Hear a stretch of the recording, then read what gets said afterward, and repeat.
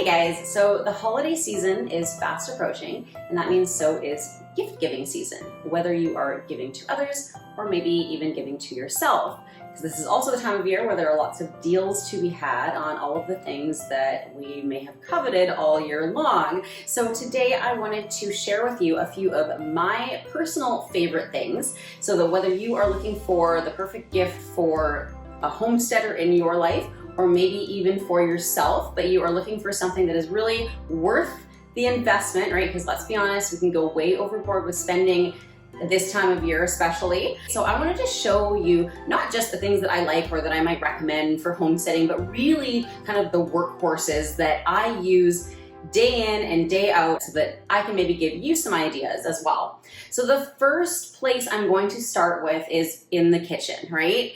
A lot of homesteading happens in the kitchen. A lot of it is about this kind of made from scratch lifestyle where we're cooking from scratch all the time, baking from scratch, canning, preserving, all these type of things. So I wanted to share with you a few of the items that I actually have, that I use all of the time, and that I recommend if you are also interested in this kind of made from scratch lifestyle. And the first thing I want to talk about or showcase here is my KitchenAid stand mixer. If you are somebody who likes to cook from scratch, or you're looking to buy for somebody who does, this truly is the workhorse in our kitchen. Like, I actually get a ton of use out of this. I use it to make all of my baked goods. I use the dough hook for making pizza dough and bread doughs of all kinds. And then of course, like I say, all my baked goods and cookies and muffins and cupcakes and all that kind of stuff. I do that all with my stand mixer, and it cuts down the work and the time by a lot. And the other nice thing about the KitchenAid is that you can get all sorts of attachments to go with it. We have the meat grinder, the ice cream maker. We've got the pasta maker attachment, which I love, and we've been using that a lot this year to make our own homemade spaghetti noodles made with fresh eggs from our chickens and flour, all from scratch. We just made some lasagna noodles the other day, and we actually used them to make our own stuffed pumpkin ravioli with pumpkins from our garden. I also have the spiralizer attachment, which we use to spiralize things like our zucchini out of the garden in the summer. So it just allows us to make a lot of different types of foods at home that we really enjoy, but that we wouldn't really be able to make without it. And it allows us to use some of the food that we grow and produce in kind of new and different ways.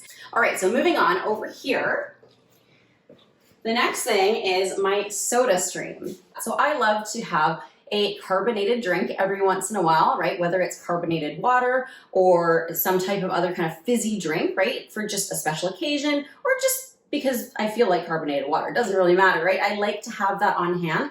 But I don't like to, buy soda. We never buy soda and bring that in our house because it's honestly just garbage. And if I'm having carbonated water, I like Pellegrino and Perrier and stuff like that, but that can get costly. Those bottles aren't cheap if you're drinking them all the time. And then especially with the plastic bottles, it's just creating more waste, which I don't like either. However, with the SodaStream, you can just make your own carbonated water at home. This is an older model. I've had this for a number of years now. I think it was actually a Christmas gift from my mom a few years back, at least half a dozen years ago, and we're still using the same one. We have got so much use out of it. I make our own soda water all the time, and all you do is fill up your bottle, pop it in. And I mean, this is probably not news to a lot of people. A lot of people have probably heard of the SodaStream, but if you've never used one, I just want to show you honestly how easy it is. Screw it on, and there's like a canister in the back that helps to carbonate it, and you just push your button, and it basically just carbonates your tap water for you.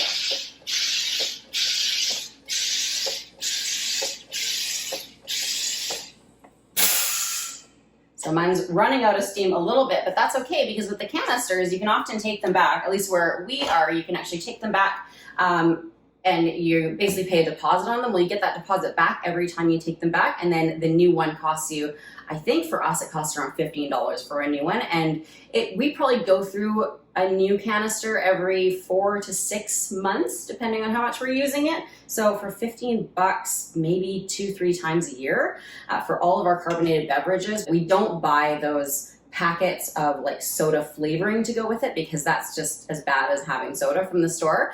But I mean, you can make all sorts of cocktails. I make drink concentrates. So I'll do like a rhubarb concentrate with the rhubarb from our garden, and then I mix it with some of the soda water to make a fancy drink, or you can add a little bit of alcohol in if you want. I make my own sodas, so I do my own ginger ale with fresh ginger and honey. I do my own cream soda with raspberry puree and fresh cream. We do fresh mint out of the garden in the summer and do mojitos, like all sorts of stuff you can do with it. And it keeps the cost really low, and you produce like zero waste. You only have to replace these bottles every, I don't know, couple years or so, just you know, to make sure that they're new and safe and up to date, but otherwise no waste at all. So speaking of drinks, and the next thing on my list is our Breville espresso machine. So once again, if we can make it at home for just as good, and it's just as good or better than what we can get, you know, eating out somewhere or get takeout somewhere, then we want to try to make it at home, especially because that's going to save us money.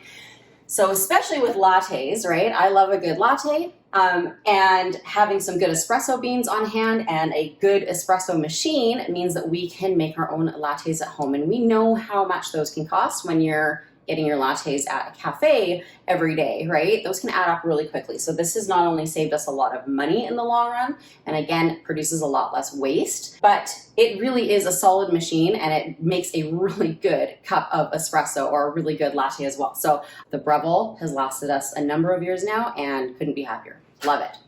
Okay. So the next thing here, a little bit more like kind of old fashioned, not so gadgety, but is my cast iron and my wooden spoons and utensils. So I love cooking in cast iron for a number of reasons. First off, it just kind of gives you that old fashioned feel of being in like a homestead kitchen, right? But there are other benefits to cast iron as well. So the first thing is just that it is healthier for you. It's much healthier than using like the Teflon non-stick pans. It also, by cooking your food in the cast iron, will help to add iron to the food that you're eating. And iron is really important for our bodies. So I love the health benefits of it. But then aside from that, it cooks really nicely. It cooks really evenly because the cast iron heats evenly. And you can use it on the stovetop, and you can pop it right in the oven as well. So you can start your food on the stovetop and then pop it in the oven to finish if you like. And then the other thing is just its durability. I mean, cast iron, this is like super durable. This is an heirloom item that you can purchase and like save for your grandchildren and hand it down through generations. These ones are newer. We got these a few years ago. So I have a couple different brands. This one is the Lodge brand. And then this one is an 8-inch cast iron pan. We've got a couple of the 8 inches. So I've got a Lodge brand, and then I've also got a Lagostina brand, which I don't know if that's available everywhere. I'm in Canada, and the Lagostina brand we get at Canadian Tire. So if you're in Canada as well, I like the cast iron they have there. So we have an 8-inch, and then this one's the 10-inch, and this also is a Lagostina. But either way, I love both the Lodge and the Lagostina. So they've been really good to us so far. Love my cast iron, and then my wooden spoons as well. Once again, kind of gives you that old-fashioned feeling in the kitchen, but I just love that they're all natural. I don't have to worry about certain metals reacting with any of the foods that I'm cooking. No plastic or anything synthetic. They're just made to last and don't taint your food or anything like that, and I just really enjoy using them. And they're a nice kind of stocking stuffer or cheaper gift, but something that somebody's going to get a lot of use out of, and it's still a really, really good investment. Okay. Next thing, the Instant Pot. Okay, I'm an Instant Pot convert, you guys, because I really honestly did not believe I would use it as much as I do. But oh my God, when I got this as a Christmas present a couple years ago and started using it, it is amazing. I suck at slow cooking because I suck at remembering to take things out and then actually get them slow cooking so that by the time we're ready to eat, they're ready. But the great part about the Instant Pot is you can slow cook in it if you want, or it's called instant for a reason because it's also a pressure cooker. So I can basically slow cook things in like less than an hour. I love it for doing things like my dried beans, for example. So I can make refried beans from dried pinto beans in like less than an hour in the Instant Pot. They're ready. I don't have to soak them, nothing. I know people who have cooked whole frozen chickens in like under half an hour. And I like using the Instant Pot because it's kind of non-threatening. So if you've ever had that kind of worry of blowing up your kitchen with a pressure cooker or like pressure canner, you get none of that with this. It's kind of high tech enough and easy enough to use. All you have to do is seal the lid on like that. And that's basically it. It's really non-threatening as far as that goes. And it's high-tech, but it's not so high-tech that it's overwhelming. It's really easy to use. And that's what I was worried about. If something's too high-tech, then I won't use it, right? Even if I love the finished product, I won't use it. But this I find very easy to use, and I never have ever worried about it blowing up my kitchen at all. So Instant Pot, highly recommend. Even for people that don't love to cook from scratch, it's actually really good for those people too, because it makes cooking from scratch so much easier. Okay, so Instant Pot. There's one more that I actually totally forgot, but I'm gonna pull it out right now because it is one of my favorite gadgets, and a lot of people ask me about it when I do use it, and that is my Breville blender. So it's a pack that basically came all together, and it comes with a hand blender or an immersion blender. So that goes right on here. And I love this because you can put it right into pots. Like if I'm making jam and I need to blend it up, or applesauce or soup or whatever, rather than having to transfer it into a blender and then back out, whatever, I can just put this directly in it and blend directly in the pot. Now there again are of course other brands. I have used some other brands. I have friends and family that have used some other brands, and they've ended up just tossing them after a few months because they're kind of garbage. A lot of them are plastic and just kind of crap. So but the Breville brands have really been good to us. We have quite a few Breville items, and everything that we have from them has really been built to last.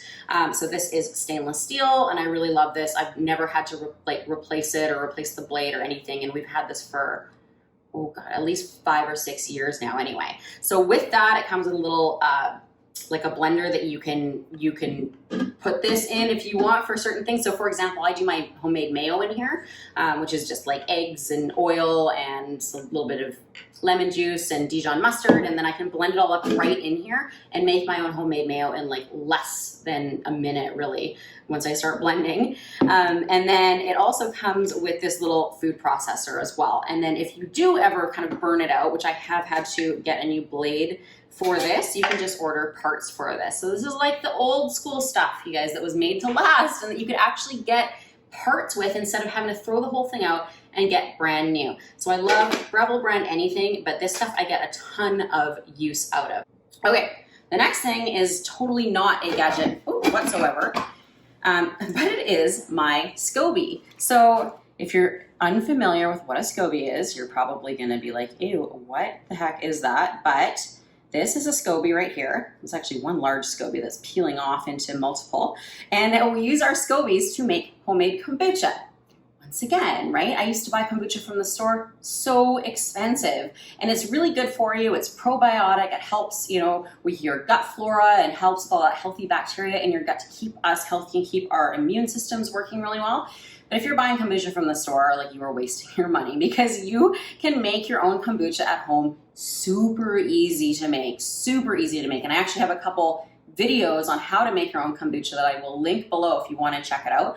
All you need is some black tea, a little bit of sugar, and a SCOBY to start. Now, I got my SCOBY, somebody else gave me one, and now I have a whole bunch of them. I have a bunch in the cupboard because they keep reproducing every time you make new kombucha. But for a long time, I had wanted to start making it and didn't know where to get a SCOBY. So since then, I have found an amazing company that actually sells SCOBYs that you can order right online. So it's called Cultures for Health. So I will link them below as well. But highly recommend, if you're a kombucha drinker or you're looking to, you know, kind of foster healthier gut bacteria and stuff like that, it's a great thing to have on hand. But like I say, if you're buying it from the store, you are paying way too much. So I highly recommend making your own at home. Once again, I'll link where you can get your own SCOBY and how to get started making kombucha beneath the video if you want to check it out. So SCOBY. Now on to my cookbooks. Actually, I forgot. Before I move on to my cookbooks, which I'm going to talk about next, while we're on the topic of kombucha and SCOBYs, then one of my other favorite things is when you're doing your second ferment. So you use the SCOBY to do your first ferment and get your kombucha going, right? You're basically fermenting your black tea. When you do your second ferment, that's when you get to flavor it, and that's when kind of all the magic happens, right? You get to do all the fun part. And you can flavor your kombucha however you like, but one of my favorite ways to flavor it is with these teas from Farmhouse Teas. So Farmhouse Teas, my friend Cian over at Farmhouse Teas, she does all sorts of, like, you can buy just herbal teas from her. She's got like elderberry syrup kits, all sorts of herbs and herbal teas for sale, but she does a lot of kind of specialty teas for flavoring kombucha. And she had sent me this pack at one point, and I am just in love with all of these flavorings that she sent me. And so they're all natural, all herbal that she makes, right? It's a small family business, which is a great thing to be supporting this time of year. But I mean, all sorts of really kind of cool flavor combinations like apple pie and roseberry, strawberry mojito, rosemary citrus. There's like a turmeric one that I really like here, turmeric ginger peach. And then there's also, she's got the teas to get you started as well. So you can actually start your kombucha either with black tea, or you can do a green tea as well. So she's got like everything that you need basically to get set up with making your kombucha as far as teas and herbs go. So that's another one of my favorite things, Farmhouse Teas. So now moving on to my favorite cookbooks, and it was really hard to pick and choose because I love cookbooks, and I really do. I love good cookbooks with like beautiful photos, and I could just browse through those all day just for inspiration. But if I had to choose my favorites, 150%, it would start right here with Jill Winger's The Prairie Homestead Cookbook. So Jill's a friend of mine, and I absolutely love everything that she puts out into the world, and her recipes are amazing. So she put this cookbook out a couple years ago. I got it for Christmas from my sister last year, and I have cooked more out of this book than any other cookbook I have ever had. So she's just got really simple, like down-home homestead recipes. Everything's from scratch, but it's all really simple ingredients and all really simple dishes that anybody can make. There's none of that kind of like weird ingredients where you're like, I don't even know where to get that, so I'm, just never gonna make it. You will actually make the stuff out of this book, and it's got all sorts of things. So it's got breads from scratch and pie crusts, and then, your mains and breakfast and all sorts of things. But I have seriously every single recipe that I've made out of this book has been stellar, like really good, and I've always had like all the ingredients on hand. Oh my God, I can't say enough good things about it. I do honestly rave about this because everything that I put out of here is amazing. So Prairie Homestead Cookbook, that's my number one. Now, I could not skip over what I call my canning Bible. Now this, again, is really specific. So it's only if you're, if you can, or you're looking for a gift for somebody who's into canning, then this is a good gift, so it's for a specific type of person, of course. But I think that if you're watching this channel, then canning and preserving food is probably high on your list of priorities. And this, I cannot say enough good about this book as well. If you've followed me for any length of time, my blog or here on the YouTube channel or anywhere else, you've probably heard me rave about this book already. So it's the Ball Complete Book of Home Preserving. This one says Bernardin because I'm in Canada, so Bernardin is just the Canadian version of Ball, but it's the same book. As you can see, like I've got all sorts of notes I keep in here. Like the pages are disgusting because I've used it so much, and I used to have like all sorts of sticky notes in here and dog-eared pages. Again, this is one of those books. Oh, there's one right there, a little green one, but that I have cooked through. Like I have made so many of the recipes out of here, and they're all really good, especially if you're just getting started with canning. This is what I got started on a few years ago, and I still use it today. I actually literally just canned up some pineapple jam using a recipe out of this book last night. So it's got 400 recipes, and it spans from water bath canning all the way through pressure canning. It's got pretty much instructions on how to can just about everything under the sun, as well as, charts and visuals and really well broken down instructions to help you learn how to can if you have never done it before. Tells you what equipment you need, all sorts of, altitude adjustment charts and all sorts of stuff like that. So highly recommend if canning is something you want to get into, or if you're already into it and you're just looking for some new recipes, definitely gonna find some in here. So the Ball or Bernardin, depending on where you are, Complete Book of Home Preserving. Now, I could go on. All of these are kind of my favorites. That's why they're all on display. So if you see any titles here, they're ones that I probably recommend. But for the sake of time, let's move on. So for the next thing, I'm going to take you out of the kitchen, and we're going to kind of move on. And the next thing on my favorite things list is my collection of plant therapy essential oils. So once again, if you have followed me for any length of time, you have surely heard me rave about plant therapy oils.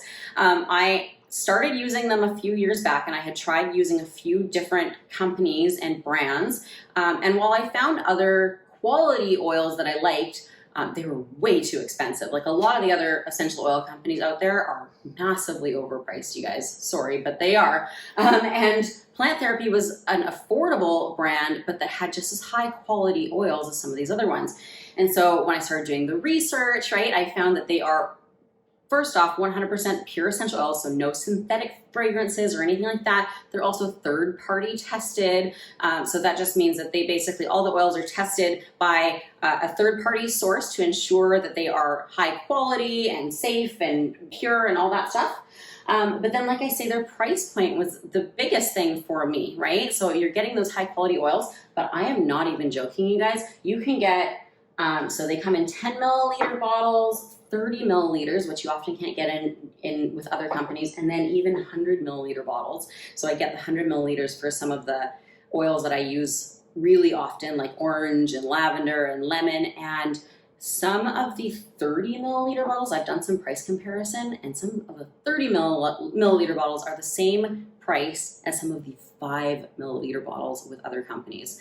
And that is just because with their business model, they're just direct to consumer. So you don't have to sell the oils in order to be able to afford them. You can just purchase them and go on your way. And I really like that, right? I prefer that business model, and I prefer the price point. This 100 milliliter bottle of Orange Sweet, this is less than $25. So super affordable, but you're still getting pure, high quality essential oils. And then they also have like a rewards program, and they've always got all sorts of, discounts and fun kind of sales and stuff going on. So I've been able to stock up my collection. I have well over 100 oils now that I use for all sorts of things. So the oils I love, but they are also kind of branching out into a line of body products, and they were nice enough to send me a little sample pack of their brand new holiday line yesterday. So once again, they have, special blends, like this one's winter wreath and Christmas tree, gingerbread, candy cane, sugar plum. So this is one of the sets that they have out right now called All Bundled Up. So it smells like those Christmas scents, but once again, it's 100% pure essential oil blend. So they blend different ones together, so they give you these scents, but they're totally pure and natural, no synthetic fragrances, nothing like that. And then with their line of body products, they've got some hand soaps, and let's be real, who couldn't use a little bit more hand soap this year, right? So once again, in their holiday scents, they've got their hand soaps made with all essential oils. This one was like an all-purpose cleaner. They've got hand creams and lip balms and all sorts of stuff. And if you place an order by the end of November, I've actually got an exclusive coupon code that you can use to save 15% off your order. So if you enter code HOME15 at checkout at planttherapy.com, you can save 15% off your entire order until the end of November 2020. So I'll link all that below, and I'll put that coupon code below for you as well. Okay, moving on. So I'm gonna take you into the living room now and show you my next favorite thing, which is right over here by our wood stove. So once again, a lot of us homesteaders, we heat our home basically with nothing but wood heat over the winter months. So we never have to turn on our electric heater. We heat just with our wood heat, right? And that's great, and I love our wood stove for that reason. But, our wood stove is in the living room, and so if we're in another room of the house, it can be a little bit cooler in there. However, we've got this amazing fan. You can see it's going right now because we've got the wood stove going. And what it is basically a fan that sits on top of your wood stove, and the heat from the wood stove makes the fan rotate, basically. It makes it work, right? And then it blows hot air throughout your house. So this just sits on top, like I say, on top of your wood stove. Once it gets hot enough, then the fan starts going, and it actually blows that hot air throughout the house. So that really helps so that we don't have to turn on our heat in any of the other rooms either over the winter months, and that saves us a lot of money in the end as well. And it doesn't require any electricity. It is powered completely by the wood stove. This one's it's called an Eco Fan. I'm certainly not going to pick it up right now because it's hot and the blades are going, but I will again link to the ones that everything that I'm mentioning in this video, I'll have links to below if you want to check them out in more detail. Okay, finally, I'm going to take you into my office and show you a few more of my favorite books. Okay, so we're ending over here at my bookshelf. So I've already told you a little bit about some of my favorite cookbooks, but I like kind of an array of different books, if you will. I like to have all sorts of different books on hand, depending on my mood, what I want to look at, if I'm looking for kind of factual information or something that's a little bit more fun to read. So some of my other favorite picks for this year, first off, told you about my favorite cookbooks, but when it comes to gardening, this book cannot be beat. So this is my friend Melissa K. Norris. She wrote this book called The Family Garden Plan. And this is by far just the best overall gardening book that I've ever read, quite honestly, because it's really comprehensive. Like, it covers really every aspect of gardening, right from planning out your crops and how much you need for a year, right, of your food crops, to crop rotation and companion planting, seed starting, seed saving, like all sorts of stuff. So if growing food, gardening and growing food in particular, right, is your thing, or you're looking to buy for somebody who is into gardening, growing food, homesteading, this is a must-have in my opinion. And the nice thing is she actually wrote a companion book to go with it called so this one's called The Family Garden Plan. And then The Family Garden Planner is just a little bit of extra kind of help with planning these things. So it's got space for you to plan out, record how much you're eating, and plan out how much you're going to need for the year. What plants you're going to plant that are going to do well in your gardening zone, record, track and record what has done well, what you've preserved and how much you've gone through, how many plants of each different thing you're going to need per person based on how much they produce, all sorts of good stuff. And then it's also got an actual planner in it as well. And then my favorite part of this book is that at the end, she's got a whole section that breaks down gardening by zone. So you can find your gardening zone, and then under that zone, so this is zones 3 and 4, it breaks it down further by month. So it actually tells you what to do month by month, depending on what gardening zone you're in, to maximize your food production and ensure that you have enough homegrown food to feed your family for a year, basically. So the Family Garden Plan and Family Garden Planner, highly recommend. And then I'm going to move down to the kids' books because I have a 4-year-old, right? And I obviously want to foster a love of reading in her. And one of my favorite book series when I was a kid was the Little House series, right? And if you are into homesteading, I know so many people who love Laura Ingalls and who really, that series, the Little House on the Prairie series, had a huge influence on a lot of homesteaders and people who want to get into homesteading. The Little House on the Prairie series really had a big influence on that. So I have been waiting for my daughter to be old enough so that I can actually get her the series of novels and we can read them. But she's still a little bit young, but I couldn't wait any longer. So I found this book this year. I actually just found this one on Amazon, but it's called A Little House Picture Book Treasury. And it's got a lot of the stories from the regular series, but they're kind of more condensed, and they've got illustrations as well.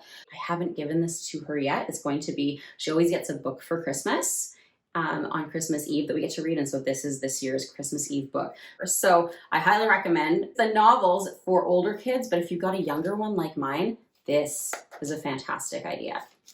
Okay, so that's pretty much it. I could talk about a whole lot more. There's a lot more that I have around here that I would say are some of my favorite things that I do get a lot of use out of. There's other things that, I certainly want and that I'll be adding to the list. And I'm sure next year's favorite things might look a little bit different. But for this year, those are 100% my top picks. So once again, if you're looking for something for the homesteader in your life, or you're looking for, well, what's kind of the next investment piece for yourself that's going to help you take the next step on this journey to a more sustainable, self-sufficient life, then really any of the things that I mentioned on this list are going to either help you in some way or at least inspire you to keep going. So thank you so much for joining me. I will leave links to all of these products, as well as links to anything else I mentioned. So my kombucha videos, if you want to get into that, anything that I mentioned in this video, I will link to below so you can check it all out in more detail.